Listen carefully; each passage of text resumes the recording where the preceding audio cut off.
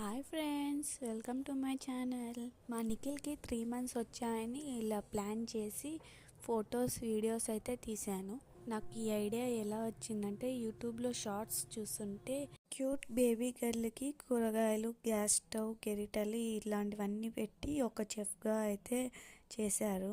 మాది farmer family కాబట్టి మా నిఖిల్ని కూడా ఒక ఫార్మర్గా చేయాలనిపించింది. ఇంకా హౌస్, ట్రాక్టరు, బుల్లక్ కార్ట్ చేసుకునే లోపు టైం అయింది.